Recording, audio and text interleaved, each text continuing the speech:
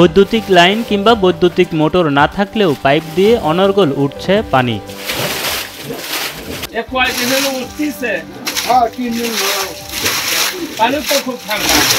সাধারণ পানির মতোই এই পানি দিয়ে গোসল সহ পানির সব রকম চাহিদা মেটাচ্ছেন স্থানীয়রা। কৌতূহলবশত সেই পানি পানও করছেন কেউ কেউ।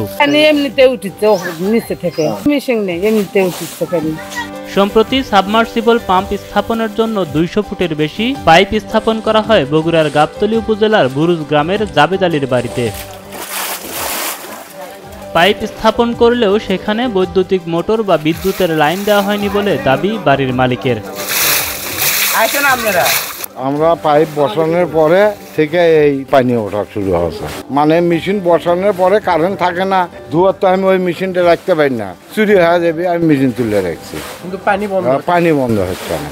কিন্তু হঠাৎ করেই গত 27 জুন বাড়ির মালিক লক্ষ্য করেন পাইপ দিয়ে উঠে আসছে পানি।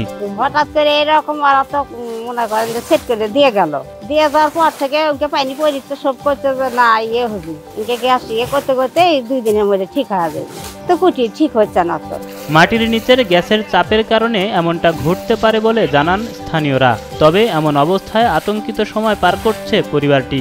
এখন তো মানুষ মেলা কিছু করছে যে গ্যাস হইলো না কি হইলো, মেলা মানুষ মেলা কথাই করছে। সকালে বলে আগুন ধরার নাগাল হয়েছিল, আগুন ধরছিল বলে, এখন আগুন ধরে তখন তো আবার তো অসুবিধা। ভয় লাগে না আমার এখন, ভয়ের কথা নাই, কোনো কিছু যদি হয় সেজন্য ভয় নেই কিছু। এদিকে মুহূর্তের মধ্যে এ খবর ছড়িয়ে পড়লে এটি দেখার জন্য গ্রামগঞ্জ থেকে মানুষ এসে ভিড় জমাচ্ছেন জাবেদ আলীর বাড়িতে। তবে কোনো ধরনের বৈদ্যুতিক সংযোগ ছাড়াই কেন এমন পানি উঠছে তা নিশ্চিত করে বলতে পারছেন না স্থানীয়রা। আশেপাশের লোকও যারা আছে কয়েকদিন থেকেই একই অবস্থা। পানিটা কেন উঠছে বা কেন বন্ধ হচ্ছে না, এটার তো বিশ্লেষণ কেউ জানে না।